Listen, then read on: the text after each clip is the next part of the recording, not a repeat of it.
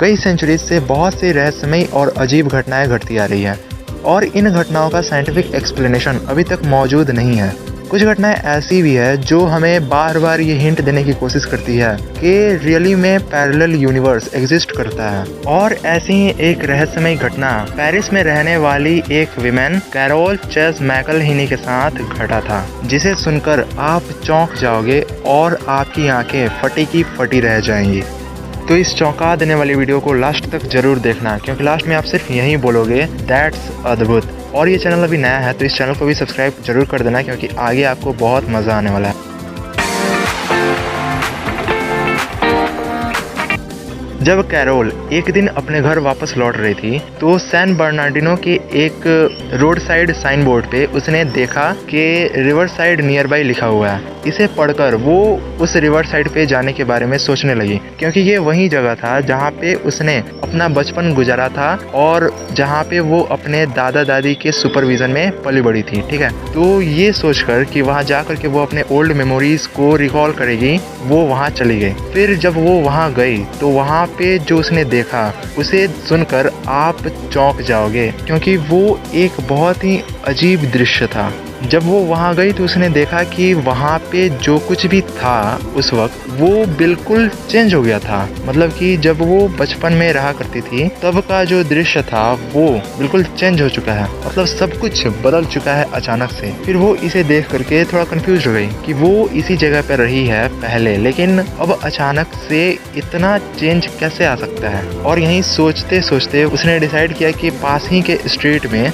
जहाँ पे उसके ग्रैंड माँ का घर था वहाँ पे जा कर के चेक करेगी कि एक्चुअली सिचुएशन है क्या। फिर वो उस स्ट्रीट में चली गई और जब वो वहाँ गई तो उसने देखा कि वहाँ पे उसकी ग्रैंड माँ का घर है ही नहीं और ना ही उसके किसी पड़ोसी का घर है, बल्कि वहाँ का सारा नज़ारा बिल्कुल बदल चुका है, सब कुछ बिल्कुल चेंज हो चुका है। और इसे देखकर वो बिल्कुल आश्चर्यचकित रह गई। फिर वो सोचने लगी कि आखिर ये हो क्या रहा है मेरे साथ, मतलब सब कुछ अचानक से कैसे बदल सकता है। फिर वो यही सोचते हुए कब्रिस्तान के तरफ चली गई जहाँ पे उसके ग्रैंड पेरेंट्स को दफनाया गया था। तो जब वो कब्रिस्तान पहुंची तो उसने देखा कि वहाँ पे कब्रिस्तान है ही नहीं, वहाँ पे चारों तरफ हरियाली छाई हुई है। और उस जगह को देख करके ऐसा बिल्कुल नहीं लग रहा था कि वो कभी कब्रिस्तान हुआ करता था। यह देखकर वो बिल्कुल आश्चर्यचकित रह गई और उसने सोचा कि ये मेरे साथ क्या हो रहा है। फिर वो डरते हुए गाड़ी में बैठी और वो ड्राइव करने लगी। फिर अचानक उसने ब्रेक लगाया और उसने देखा कि वो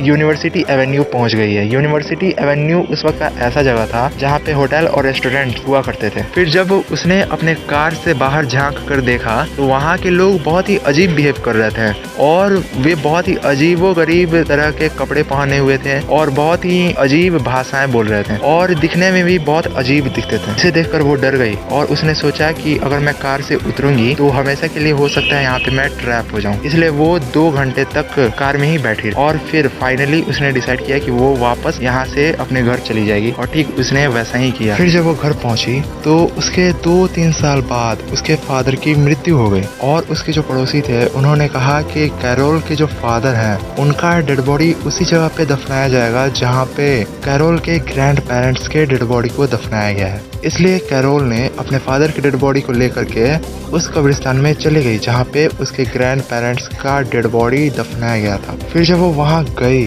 तब जो हुआ उसके साथ उसे देखकर आप चौंक जाओगे, क्योंकि जब वो गई तो उसने सभी चीज़ों को ऑब्जर्व किया और उसने पाया कि वो सारी चीज़ें, मतलब रिवर साइड का एरिया, उसकी दादी माँ का जो स्ट्रीट वाला घर है वो और कब्रिस्तान, सब कुछ पहले जैसा हो गया था। मतलब उसके बचपन में जैसे था ना ठीक वैसे ही। और जो उसने कुछ साल पहले देखा था जो कि बहुत ही अजीब था, वो सारी चीजें पता नहीं कैसे लेकिन गायब हो गई थी और फिर से वो पुरानी चीजें वापस आ गई थी जैसे पहले नजारा था। इसे देखकर वो चौंक गई और घबरा गई कि ऐसा कैसे हो सकता है कि कुछ ही पलों में सब कुछ अलग हो जाए, चेंज हो जाए और कुछ ही पलों में फिर से वापस पहले जैसा हो जाए। फिर उसने अपने पिता के डेड बॉडी को दफनाया और वापस घर चली आई। फिर उसने सोचा कि ये क्या है, तब उसको पता चला कि वो अनजाने में किसी पैरेलल वर्ल्ड में चली गई थी अचानक से और फिर वहां से वो वापस लौट आई थी।